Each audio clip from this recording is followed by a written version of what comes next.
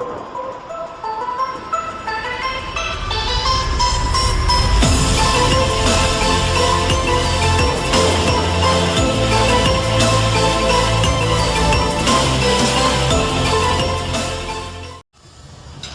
I certainly wouldn't want to pick a fight with any of these guys for the melee. This is Spawn of Scutter.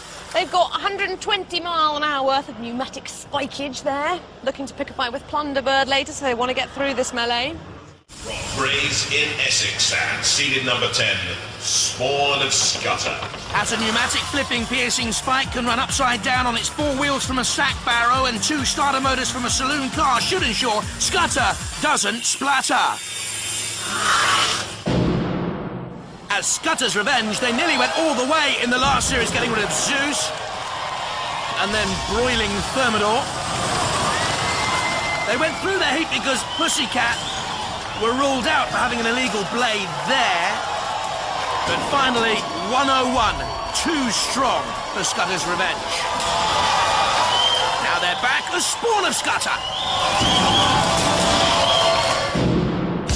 We are the Spawn of Scutter team. This is Luke, Graham and I'm Darren, and this is our robot Spawn. It's basically powered by two V6 starter motors, which means we've got probably more power than everyone else. We've got this nasty spiky weapon, which basically sticks it up the other teams. The basic construction is all 25mm aluminium block section, all anodised in this beautiful gold colour. It looks better than the other robots, it kicks butt better than the other robots, and we're better looking than Plunderbirds. And we're on. Roboteers, stand by. The teams get more and more ridiculous. There's Knightmare, with Nigel Paget, Malcolm Summers and Lee Summers, and Banshee, the team there. Graham Walker at the controls, and Spawn of Scutter with the hard team, Darren Ball, Graham Warner, Luke Chapman. 2, 1. They're great mates, Spawn of Scutter, they all work together. Banshee, now there's the lathe tools. Do you see them at the bottom of the revolving frame of Banshee? Trying to create damage to Spawn of Scutter with the polycarbonate shell, the warthog features, but that's the danger with a robot shaped like Banshee. You can be toppled and thrust away by that spike there. Venomous Spawn of Scutter. Oh, the four-old head, I would imagine it's been created by Alan Marchington, who's a retired arts teacher, is really crumpled down there. Spawn of Scutter, that's a ferocious weapon. Knightmare, a tentative nudge. That head, by the way, is made of clay. One of Alan's hobbies is ceramics.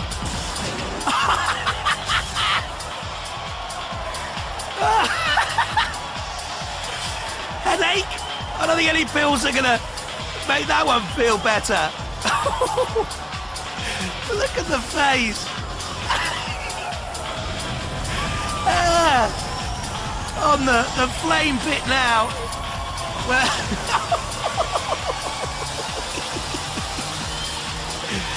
they're destroying Banshee. Took so much work, 5 weeks of work to make that. And the house robots have utterly destroyed it. Oh dear. That's brilliant. That really has made my day. Go on, kill it off. Finish it off. Spawn of Scutter trying to stay away from Knightmare, and just about doing so. There's Graham Walker, an electrical engineer of the Banshee team. Oh dear. And the Banshee team has been totally destroyed. There's Knightmare. Its own little war now with Spawn of Scutter. Onto the arena. Flipper! Over it comes. Roly-poly. Great paintwork, isn't it? Spawn of Scutter, Knightmare survive, Banshee go out. Banshee loses its head and goes out of the competition. We're having a team meeting just before we go into the arena. Huddle together.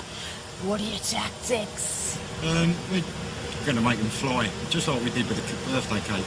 And you want to get through this, don't you? Because you want to have a go at Plunderbird. We do, yes. Yeah, I mean, it's old needle there. Yeah, we've got to sort it out once and for all, haven't we, really? Sort out who's the hardest, that's it. Who's the hardest? Who's the hardest? Yeah. Can you see with those shades on? Yes, just about. Brilliant, Spawns. Let's see what your T-shirt says. Resistance is futile. They've certainly hyped this one up. Roboteers, stand by. Spawn of Scutter, Graham Warner in the middle, Darren Ball on the left, Luke Chapman to the right. And Vercingetorix, the aerospace workers, Ian Gear, Alistair Curtis Horsfall and his son Tom, student at Downside Middle School, supporter of Manchester United. Vercingetorix, there at the top of your picture. Spawn of Scutter has that spike we saw earlier. Vercingetorix has the little pickaxe and also the lifting arm, but it looks as if Spawn of Scutter has the power. They've held them on the arena wall, and that's great tactical awareness by Darren Ball, the driver, pushing them into the CPZ, which means, of course, that Killalot can come out. Killalot can grapple with Vercingetorix and claw away at the tracks of Vercingetorix and cause major problems there. Oh, look, it's buckled on the side. Now, I wonder whether Vercingetorix has really been impaired. It's moving sluggishly. Certainly Spawn of Scutter on top. The tracks seem to be moving, but only, I think, because Spawn of Scutter is pushing it backwards. A great heave-ho tug-of-war. Look at Dead Metal waiting there. Anything loose, a little scrap to come its way. There's the ref bot as well. The ref bot coming in. Can nudge two robots apart if the ref bot judges it's got to a stalemate. That's what it's in there for. Pushing now, Vercingetorix back into the CPZ again. Killalot, 280 kilos of machine. It literally can bisect opponents. Spawn of Scutter, tentative look. I think Darren Ball, Graham Warner and Luke Chapman believe, like I do, Vercingetorix is almost finished. So how do you finish them off? Do you leave it to the house robots? Refbot coming in and judging whether or not they are immobilised. Oh, you can see, look, the crumpled side of Vercingetorix. It's all over for them. They're out of it. No control will matter now. Oh, the crumpling, crushing force of Sir Killalot. The great claw. Now the cutting blade of Dead Metal. It's grisly to watch, isn't it? They lift Vercingetorix up, all 80.1 kilos. So light as a feather for Sir Killalot. There's Dead Metal spinning around. And the lifting arm goes almost back into its shell because they know there's nothing more to be done. For a minute I thought it was going to get wedged in underneath then. The flipper on the arena floor. Dead Metal once again, the sparks fly. Right into the very heart of Vercingetorix. They want to get it out of there now. They want to control the damage so that they can come back to fight another day in the next series. Vercingetorix beaten. And Spawn of Scutter, they survive. Vercingetorix turned into a fossil. The winner's Spawn of Scutter.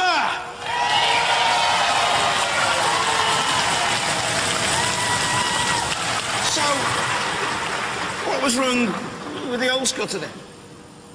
She didn't have a sharp enough tongue. Well, it looks like an overdeveloped pineal gland, doesn't it? Just coming out your forehead like that. It's our unicorn point. Tactics are good, robot strong. Yeah, it's used the same drive as last year, so it's just as strong, but we've got the weapon this year, so... New chassis, a lot lighter, enabled us to incorporate the weapon. We didn't have the weight to play with last year. Yeah. So... Well, you're through to the heat finals. Let's see how you do. Ladies and gentlemen, round of applause for Spawn of Scutter. Hang on. I hear you might not even make it to the heat final. It's a bit touch and go. What happened is we thought we had a straightforward battery change, cylinder change. But once we got the batteries out of the way, we noticed the drive belt had snapped. And, it could be... It does take a little while, but if we get our finger out... Yeah, well, you've got a couple of minutes, and if I sort of stand around and have a chat with you, I wouldn't do that, would I? We could blame you then. All right, get to work. Right, are you ready to race? Oh, yes. Took you a while. You're It did. literally having to go straight into the arena. Yes. Is it sorted? It is sorted. Yeah, Knightmare are going to find out what a nightmare is. Yes. You've got your 5 kiloneutrons of piercing spike. They can't go in without the hat and the glasses. Come on, team. No. Get it together. The image ain't there. Excuse me. From Leicester, Knightmare. From Brains in Essex and seeded number 10, Spawn of Scutter.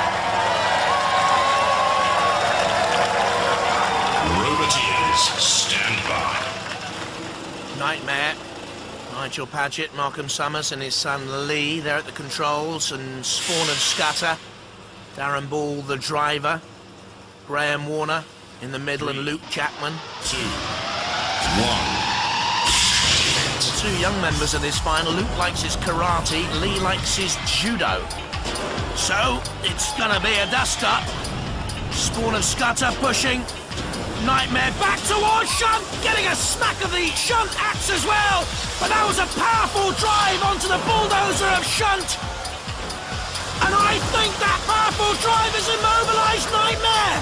Look, there's no drive in those wheels, there's nothing going on. Wow. Knightmare immediately immobilised. There's a rook on the side, but this is no game of chess. Spawn of Scutter has immobilised Knightmare right from the start. They know it. Nigel there, onto the arena, floor flipper. We'll see if that can inject some life into Knightmare. Over and out. Oh dear, what a shame. It was the initial slam onto Shunt that did it. Who needs to stream it? That's good fun. A scary face, a scary performance in the heat final, and more frights to come from the house robots. Shunt in there again. Well, it may well have got an axe blow in the Spawn of Scutter, but I think it was the power onto the front scoop blade, the bulldozer blade of Shunt that caused all the problems. Now, the circular blade of dead metal, the blinking eyes of Killalot, the flame pit. Oh, what do you want? We'll give it to you, Knightmare. Any which way you want it.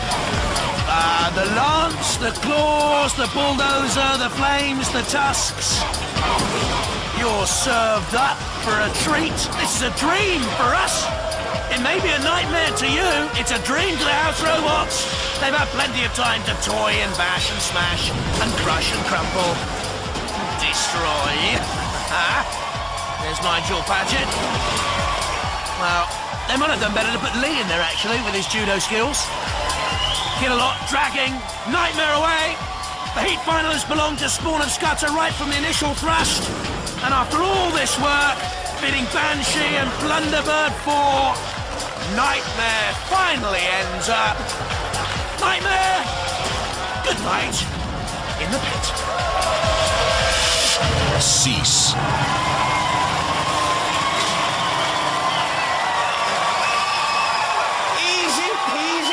Like taking candy off a baby. Spawn of Scutter are through to our series semi-finals.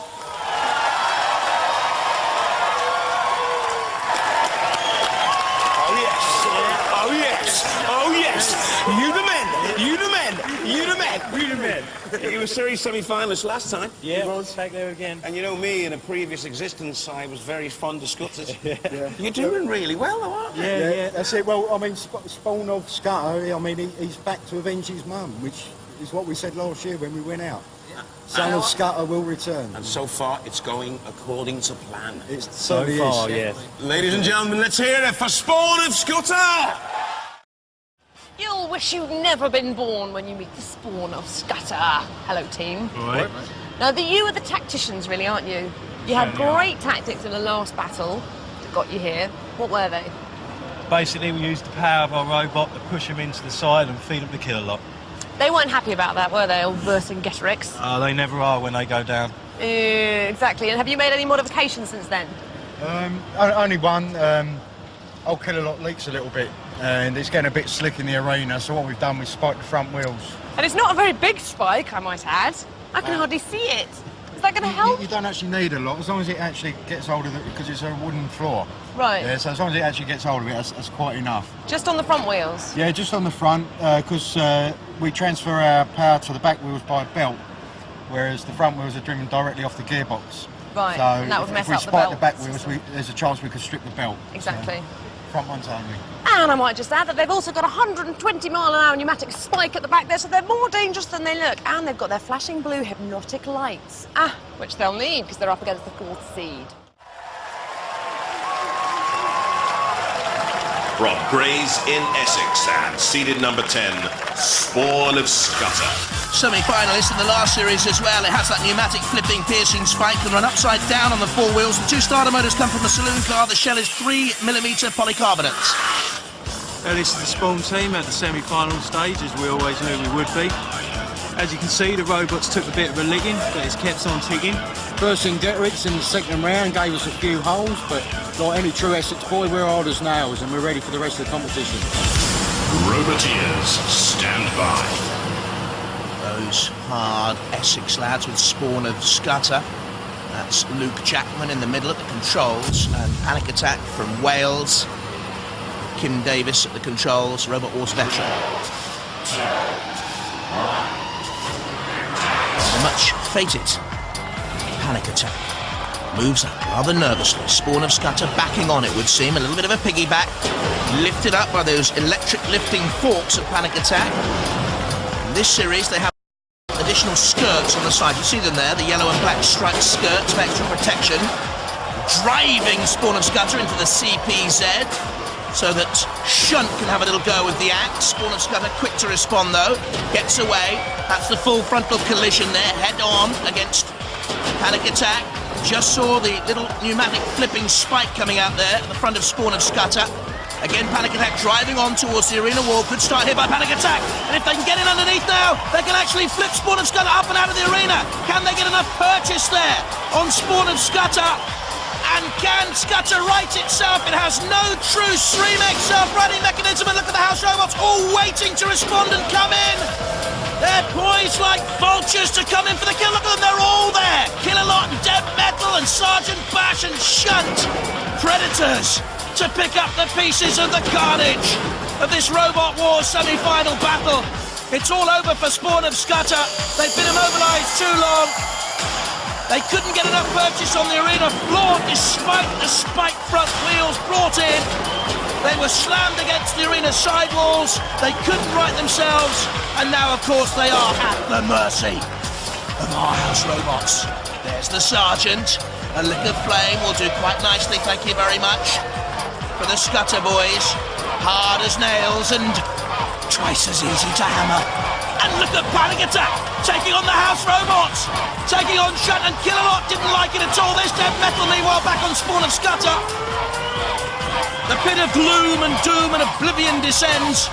That's where we're going to send Spawn of Scutter, but where will Panic Attack send the house robots?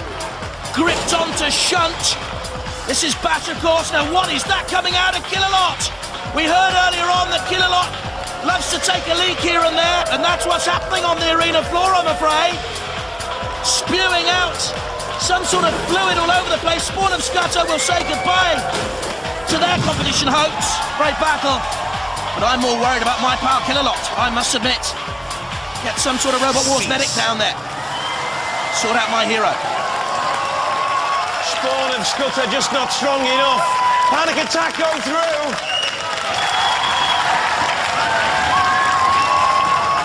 Well, Spawn of Scutter, the initials are SOS. And you needed some help there, didn't you? Yeah, we did. Talk me through that. What went wrong? Well, we just couldn't get underneath them. As soon as we couldn't get underneath them, that was it. Kept getting underneath us, picking us up, and that was it. Yeah. Game over. He's a strong robot, isn't he? He's good. Robot. He's an ex-champion as well. Ex-champion, all the experience. Proven roboteer. A proven roboteer. I was going to say, well, how do you feel when you're drawn against a robot like Panic go Attack? out to a nicer guy. Yep. That's it. We're getting excellent future winners, that's it. That's the lads. Okay, let's hear it for Spawn of Scutter.